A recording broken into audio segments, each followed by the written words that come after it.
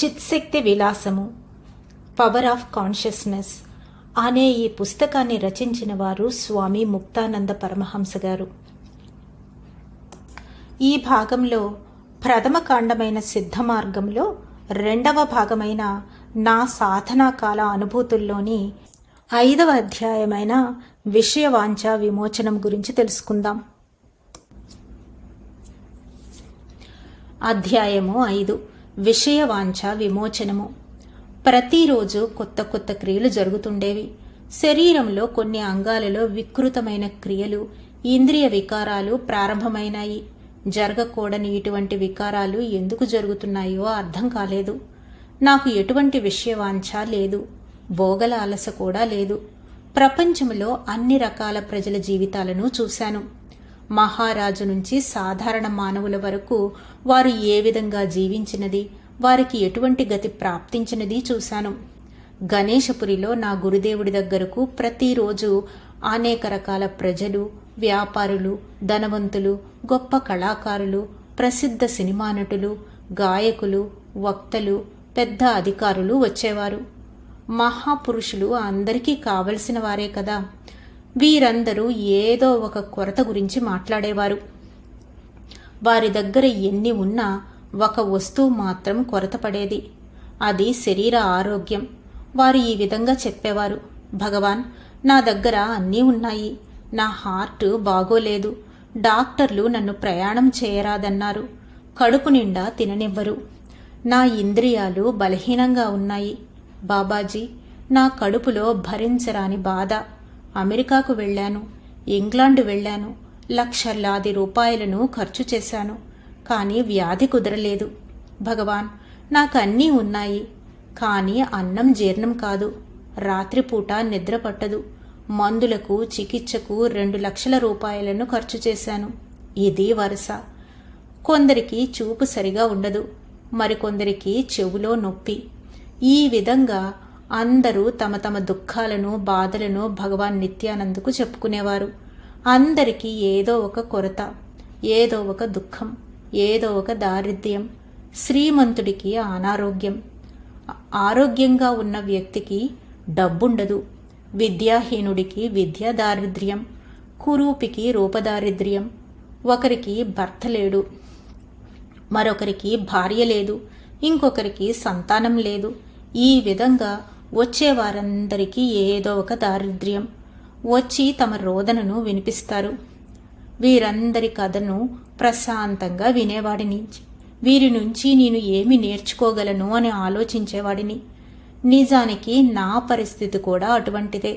కారణం, నేను సాధన, ఆత్మజ్ఞానం, సాక్షాత్కారం పొందలేని ఒక దరిద్రుడిని. నేను వారందరినీ పరిశీలనగా చూసేవాడిని. తేజోహీనులు, సమదృష్టి లేనివారు, రోగులు, సంపద ఉండి సంతోషంగా లేనివారు. వారిలో బలపరాక్రమాలు కూడా లేవు. వారిలో కొత్త కొత్త రోగాలు ఎక్కువ కావడమే చూశాను. దీనికి ఒక కారణం అర్థమైంది. రేతస్సు క్షీణం, ఇంద్రియ లోలత్వం, ముఖ్యంగా క్రమశిక్షణ లేని జీవితం. నేను అదృష్టవంతుడిని. అన్ని భోగాలను అనుభవించడం నా హక్కు అన్న భ్రాంతిలో ఉంటాడు మానవుడు. భోగాలు మనలను భోగిస్తున్న సంగతి మానవుడికి తెలియదు. భోగాలు మనలను ఉపయోగించుకొని చివరకు అనేక రకాలైన విచిత్రమైన రోగాలను సంక్రమింపచేస్తాయి.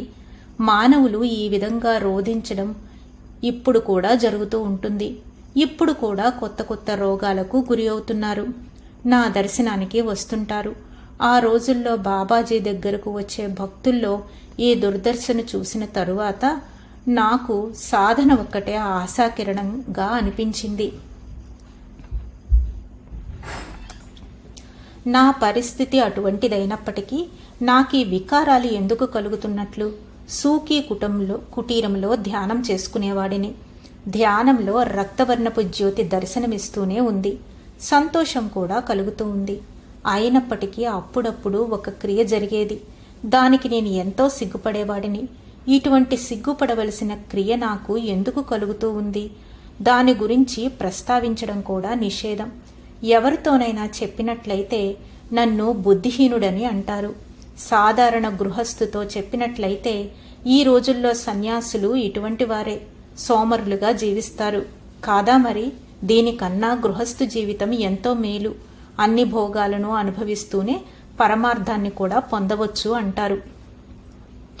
నేనిప్పుడొక సిగ్గుపడవలసిన సంగతి చెప్తాను. నాకు ప్రియమైన మాతృ సమానులైన అమ్మలారా, ప్రియమైన శక్తి సంపన్నులైన తోబుట్టువులారా, దయచేసి నేను చెప్పబోతున్న హేయమైన సంగతిని విని నా మీద కోపం తెచ్చుకోకండి. దీనికి గల కారణాన్ని, ప్రయోజనాన్ని తెలుసుకొని నన్ను ఆశీర్వదించండి. ప్రియమైన పాఠకులారా, ఇతర సాధకులారా, మీరు కూడా ఈ సంగతిని వ్రాయవలసి వచ్చిన అవసరాన్ని అర్థం చేసుకోండి. ధ్యానములో కూర్చుంటూ ఉండగానే రక్తవర్ణపు దివ్యమైన జ్యోతి దర్శనమిచ్చేది. ఒక రకమైన భావావేశం కలిగేది. నేను ఊగిపోయేవాడిని, గంతులు వేసేవాడిని, గుండ్రంగా తిరిగేవాడిని, శ్రీ గురువుకు మహాపూజ చేసేవాడిని. అంతరంగంలో గురుధ్యానం, బహిరంగంలో గురుధ్యానం చేయగా చేయగా గురు ఓం జపిస్తూ శ్రీ గురుభావంలో సంతోషంతో తన్మయుడినైనప్పుడు అనర్థదాయకమైన ధ్యానం కలిగేది. దాని పేరు విషయవాంఛ ధ్యానం, భోగలాలస గురించిన ధ్యానం. చీచి, ఈ సమయంలో కూడా రక్తజ్యోతి కనిపిస్తూనే ఉంది. రంగులో మాత్రం కొంత పరివర్తన వచ్చింది. ప్రాతకాలంలో తూర్పు దిక్కున కనిపించే అత్యంత మృదువైన ఎర్రటి ప్రకాశం మెరుస్తూ 8 జానల పొడవున కనిపించేది. వెంటనే ధ్యానం వల్ల లభించే ప్రేమ తన్మయత్వం తొలగిపోయేవి. నిత్యానంద భావం నశించేది. గురు మహాపూజ కూడా కొనసాగేది కాదు. గురు ఓం మంత్రం కూడా ఉండేది కాదు. కామవాంఛ పూర్తిగా తలెత్తేది. ఇది ఇంతకాలం ఎక్కడ దాగి ఉందో తెలియదు. ఈ వాంఛ కూడా ఎంతో బలవత్తరంగా ఉండేది. నాకే ఆశ్చర్యం కలిగేది. కేవలం ఒక మాంసపు ముద్దలో ఇంత బలం ఎక్కడి నుంచి వచ్చింది అని. ఇంద్రియం అత్యంత వికలమయ్యేది. అయ్యో, మొదటి రోజున కలిగిన ప్రళయానుభవం కన్నా ఇది అధ్వన్నమైన పరిస్థితి. ఇంద్రియ ప్రవృత్తి బహిర్ముఖమైనది. కామం ఇదొక్కటే భావం. కానీ నా ఆసనం మాత్రం స్థిరంగా ఉండేది, విడిపడేది కాదు. ఆ విధంగానే దృఢంగా ఉండేది. సర్వాంగాలలో కామవాంఛే స్ఫురిస్తూ ఉండేది. ఇంద్రియంలో విపరీతమైన బాధ, వర్ణించడం కష్టం. మనసుకు ఎంత చెప్పినా అర్థం చేసుకునడం లేదు. కనులు మూసుకున్నట్లయితే ఎదుట ఒక నగ్నసుందరి నించున్నట్లు కనిపించేది. ధ్యానంలో ఎర్రటి జ్యోతి లోపల అతి అందమైన బాలిక కనిపించేది. నేను చూడకపోయినా కనిపించేది. భయపడిపోయేవాడిని, దుఃఖం కలిగేది, పశ్చాత్తాపపడేవాడిని.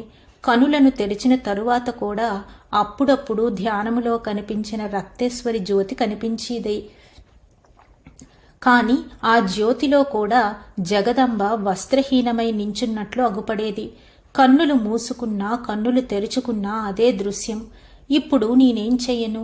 లజ్జాకరమైన ఈ పరిస్థితి గురించి ఎవరికి చెప్పుకోను? ఇది దౌర్జన్యం. ఇంద్రియం అత్యంత వికలమయ్యేది. అయ్యో, మొదటి రోజున కలిగిన ప్రళయానుభవం కన్నా ఇది అధ్వన్నమైన పరిస్థితి. ఇంద్రియ ప్రవృత్తి బహిర్ముఖమయ్యింది. కామం ఇదొక్కటే భావం. కానీ నా ఆసనం మాత్రం స్థిరంగా ఉండేది, విడిపడేది కాదు. ఆ విధంగానే దృఢంగా ఉండేది. సర్వాంగాలలో కామవాంఛే స్ఫురిస్తూ ఉండేది.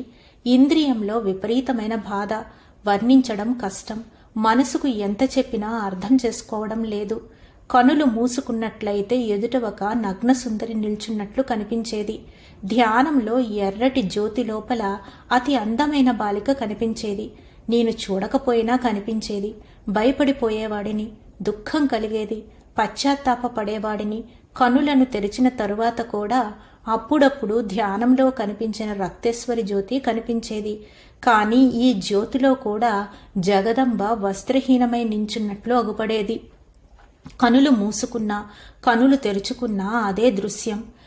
ఇప్పుడు నేనేం చెయ్యను? లజ్జాకరమైన ఈ పరిస్థితి గురించి ఎవరికి చెప్పుకోను? ఇది దౌర్జన్యం. నాకేమీ తోచకుండా ఉంది. ఒక ఇంద్రియానికి ఇంతటి బలవత్తరమైన వికారమా? దీని గురించి భగవాన్ నిత్యానందకు మాత్రమే తెలిసి ఉంటుంది. లేదా ఈ అవస్థను అనుభవించిన సాధకుడెవరైనా ఉన్నట్లయితే అటువంటి వారికి తెలిసి ఉంటుంది.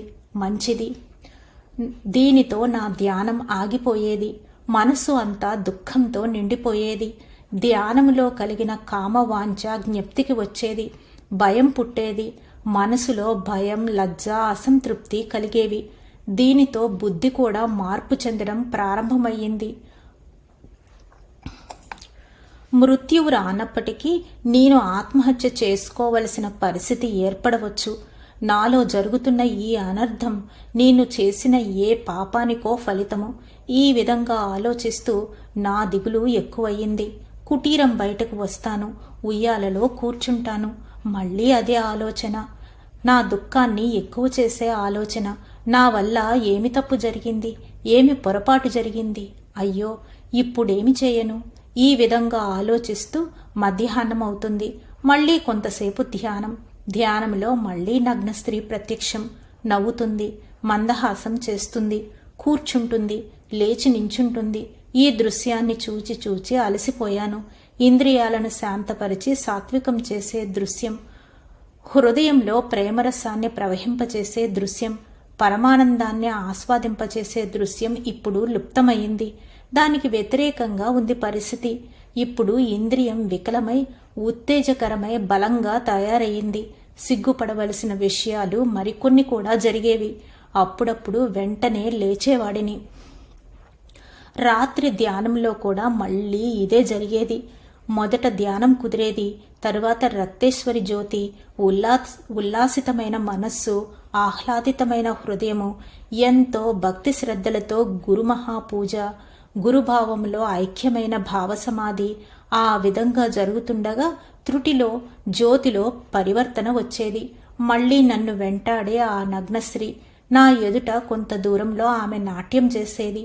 హావభావాలను చూపేది. గిర్రును తిరుగుతుంది, దుముకుతుంది. కన్నులు తెరిచినట్లయితే ఆమె ప్రత్యక్షమవుతుంది. ఇంద్రియాలు పట్టు తప్పుతున్నట్లు అనిపించేది. ఏదో అనర్థం సంభవిస్తుందని భయం పుట్టేది. శరీరాన్ని కొంత బలహీనంగా ఉంచాలని పాలు త్రాగేవాడిని కాదు, మంచినీళ్లు తాగేవాడిని. మనస్సు దుఃఖించడం చేత రాత్రి బాగా పొద్దుపోయే వరకు నిద్ర పట్టేది కాదు. మనస్సులోని నిత్యానందుడిని ధ్యానం చేసుకునేవాడిని.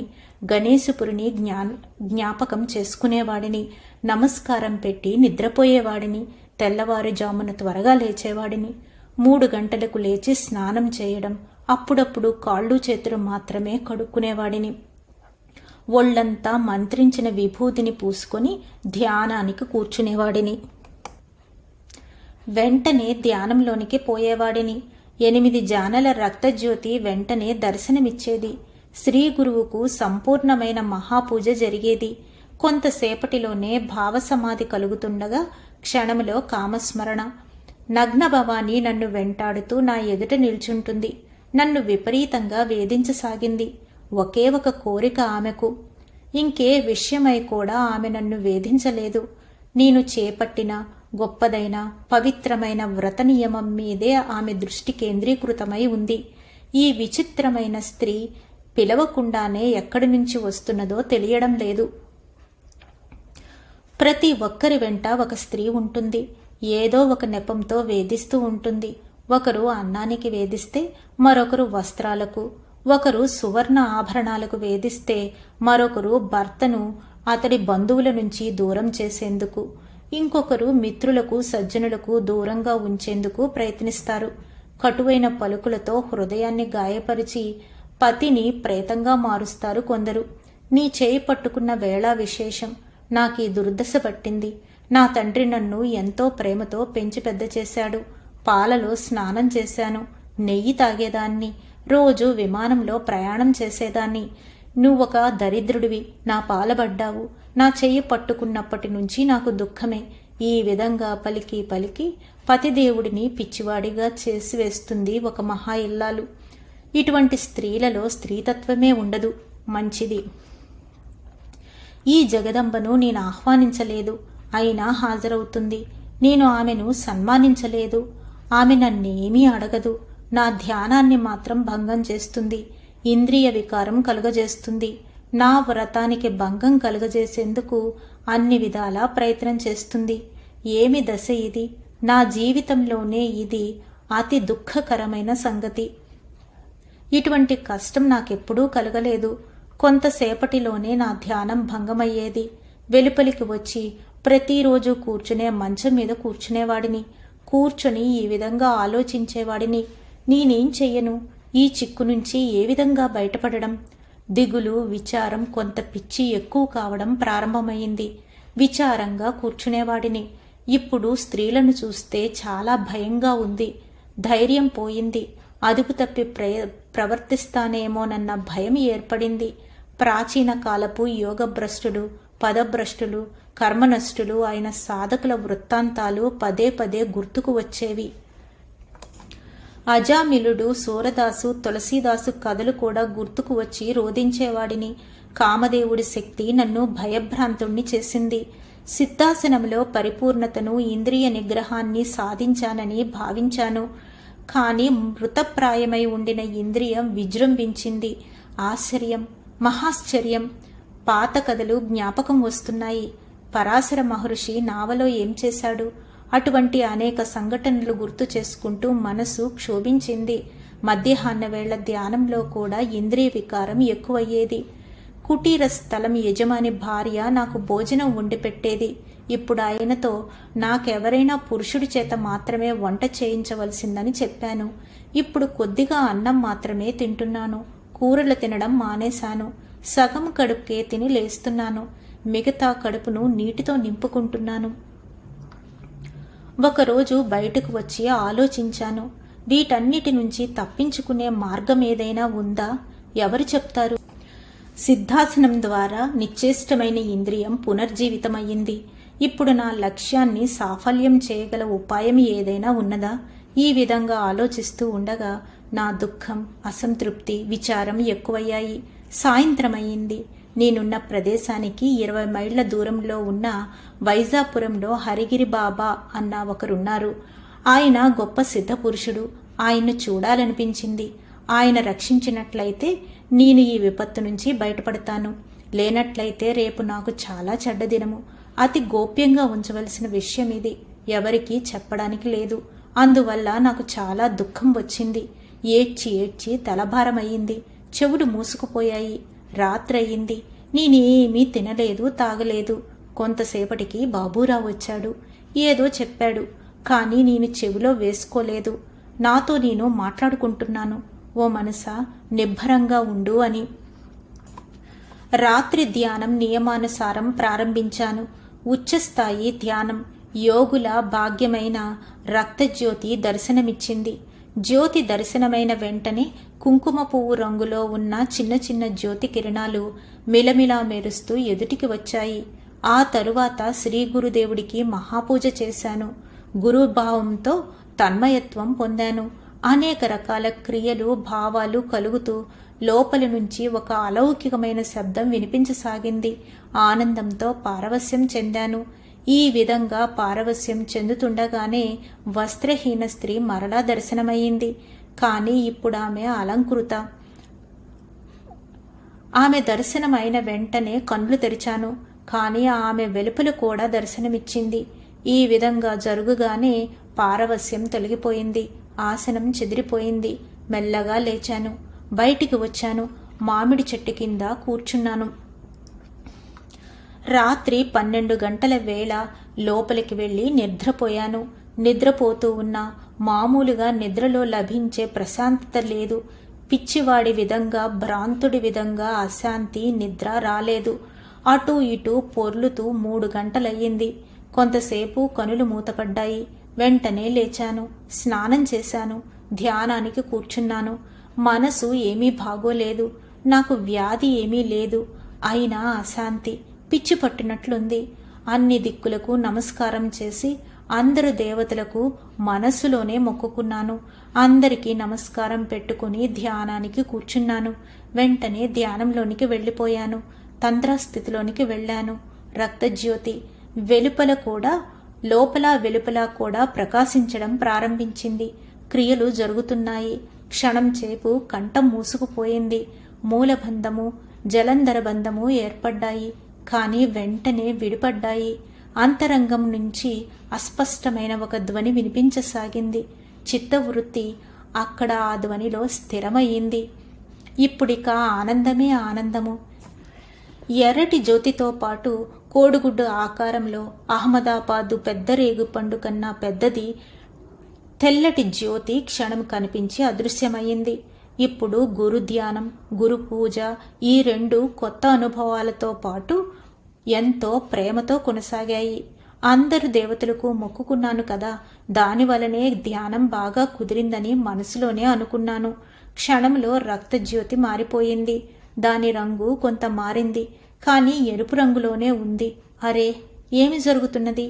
మళ్ళీ ఆ స్త్రీ వచ్చింది. నేను కలవరపడ్డాను. ఇప్పుడు ఆ స్త్రీ ఎంతో శృంగారం చేసుకుని ఉంది.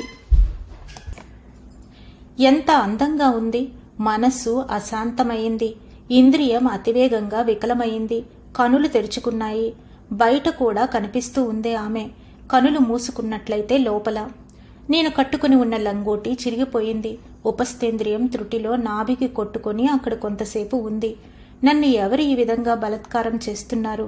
పూర్తిగా స్పృహలో ఉన్నాను. ధ్యానం విడిపడింది. ధ్యానం చేసుకునే సమయంలో నూలు లంగోటి ఒక్కటి మాత్రమే ధరించి ఉండేవాడిని. ఒంటి మీద ఇంకే వస్త్రము ఉండేది కాదు. లంగోటి చిరిగిపోవడం చూసి నాకు చాలా ఆగ్రహం కలిగింది. మెదడుకు మబ్బు పట్టినట్లయింది.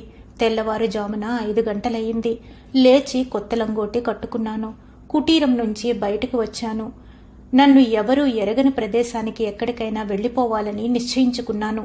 మనస్సు పూర్తిగా పాడయింది. నాకు పిచ్చి పడుతుంది. సందేహం లేదు, లేదా ఏదో ఒక అనర్థం చేస్తాను. ఈ విధంగా ఆలోచిస్తూ కూర్చున్నాను. నా కర్మను తలుచుకుంటూ విచారిస్తున్నాను. బాగా తెల్లవారింది. ఉయ్యాలలో ప్రశాంతంగా కూర్చొని ఉన్నాను. ఆలోచిస్తూ ఉన్నాను. ఎక్కడికి వెళ్ళడం? ఈ దశ మంచిది కాదు. ఇది సాధన కానే కాదు. ఇది భగవత్ కృప ఎంతమాత్రమూ కాదు. గతంలో నేను చేసిన పాపాలకు ఫలితమిది అని తలపోస్తూ ఉండగా తొందర కలిగింది. లోపలికి వెళ్ళి ధ్యానంలో కూర్చున్నాను. క్షణంలో ధ్యానం కుదిరింది. మళ్ళీ సింహగర్జన ప్రారంభమయ్యింది. నా నాలుక పూర్తిగా బయటకు వచ్చింది. అరగంట సేపు సింహగర్జన కొనసాగుతూనే ఉంది. భయకంపితుడినయ్యాను. 45 నిమిషాల తర్వాత ధ్యానం ముగిసింది. ఇప్పుడు ఆ కామవాంఛ లేదు. కానీ ఒకదానిని తప్పించుకుంటే మరొకటి వచ్చి పడింది. ఆకాశం నుంచి పడ్డాడు, ఈత చెట్టులో చిక్కుకున్నాడు అని లోకోక్తి. ఇప్పుడు సింహభావంతో మనసులో గ్లాని మరంత ఎక్కువైంది. ఇక్కడి నుంచి వెళ్లడం ఉత్తమమని నిశ్చయించుకున్నాను. అనేక రకాలైన ఈ భావావస్థలు సిద్ధయోగంలో సిద్ధకృప వల్ల జరిగే దివ్యక్రియలు.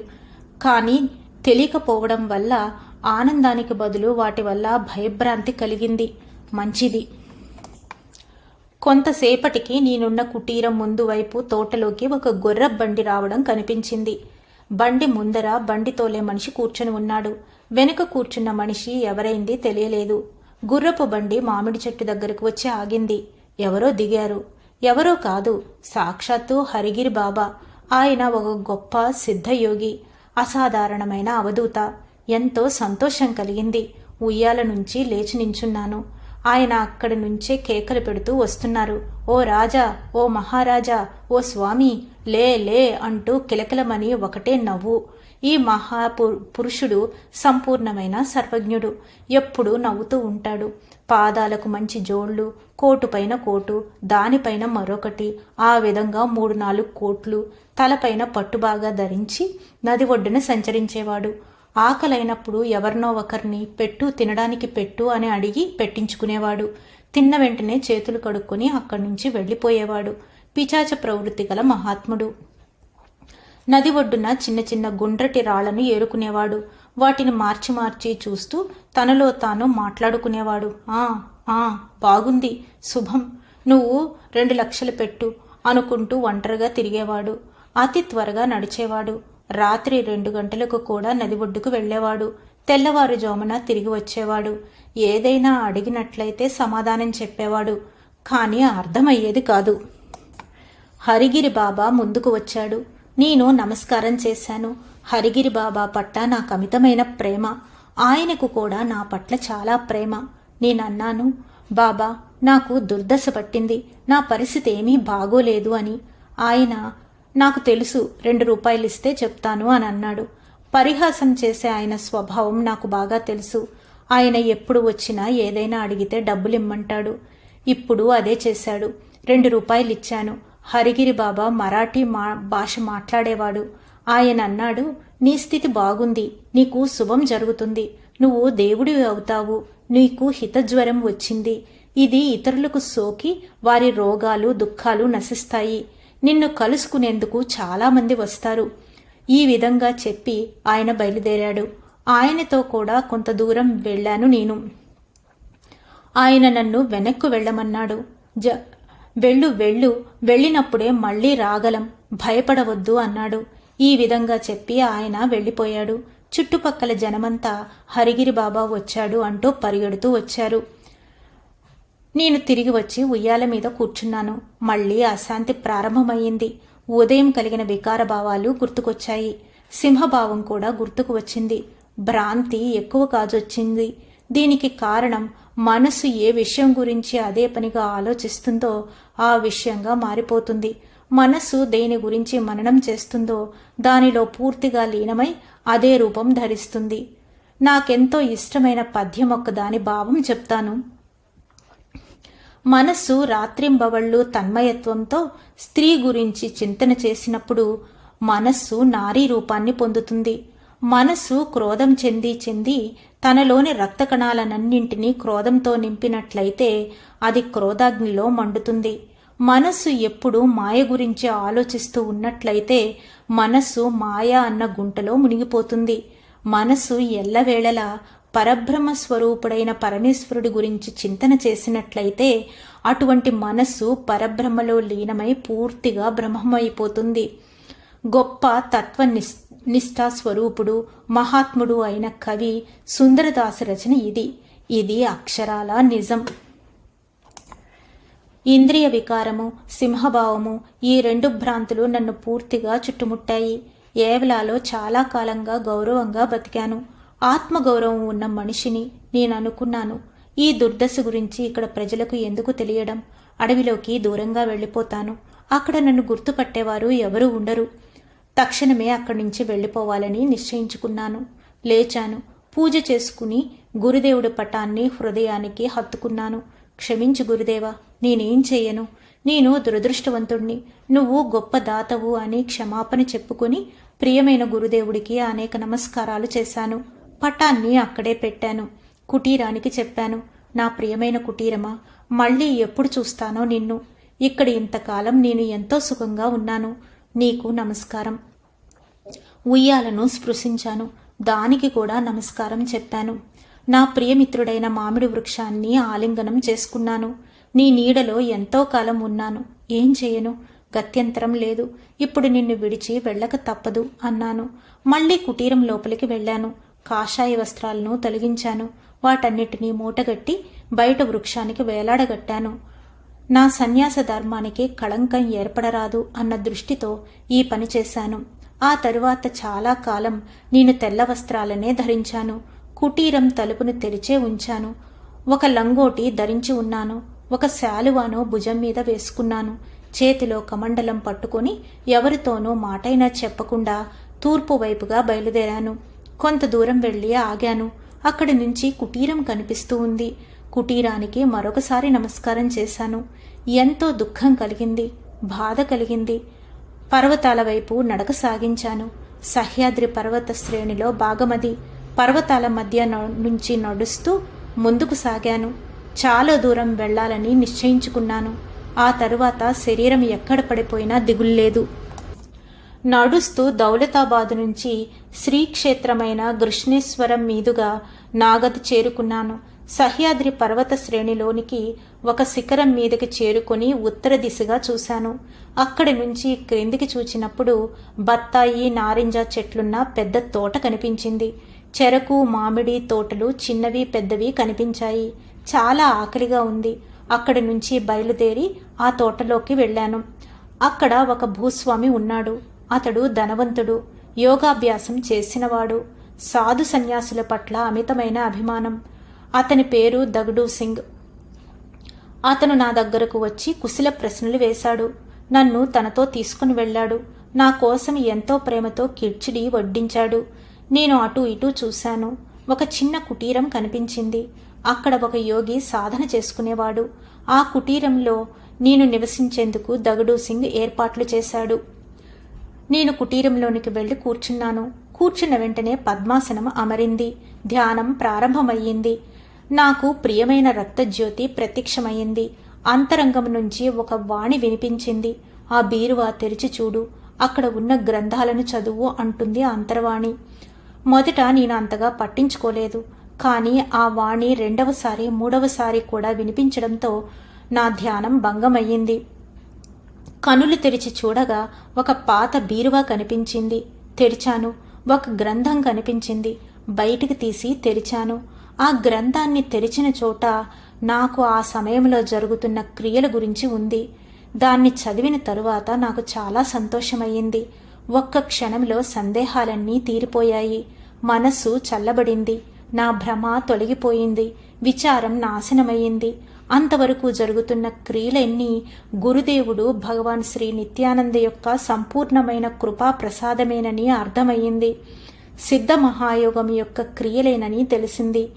పరమార్థ సాధనకు యాత్ర ఇది. మనస్సు కుదుట పడడంతో కిచిడి ఎంతో సంతోషంగా తిన్నాను. తరువాత మంచి నిద్ర పట్టింది. నేను కొంతకాలం నాగదిలోనే సాధన చేసుకున్నాను. సాధకుడు ఊర్ధ్వరేతస్కుడు కావడానికి కామవాంఛను తెలిపే క్రియతో సంబంధం ఉన్నట్లు ఇప్పుడు అర్థమయ్యింది.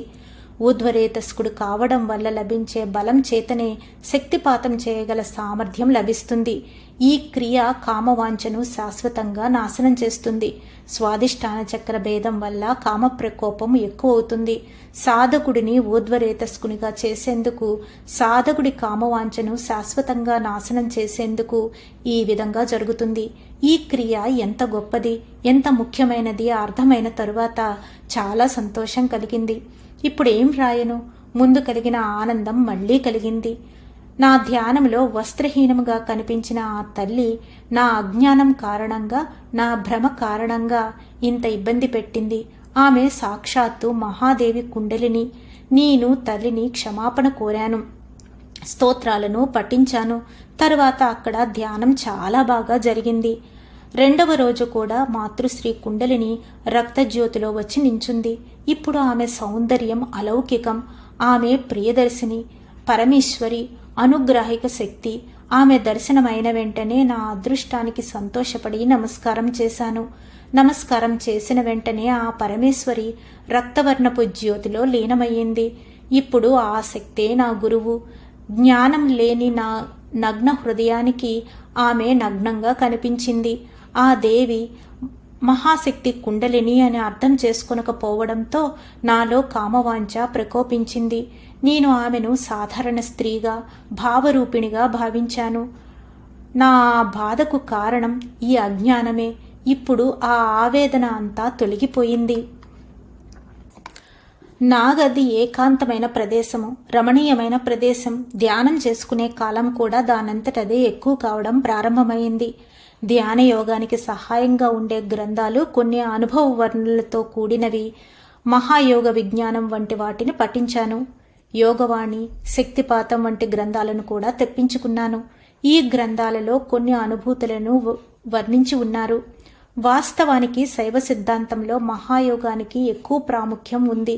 శివస్తోత్రాలు, ప్రత్యాభిజ్ఞ హృదయం, తంత్రలోకం, శివదృష్టి మొదలైన గ్రంథాలలో అనుభవజ్ఞులైన మహాపురుషులు శక్తిపాతం, సిద్ధకృప, శ్రీమాత కుండలిని క్రియావిలాసం గురించి వ్రాసిన విషయాలున్నాయి.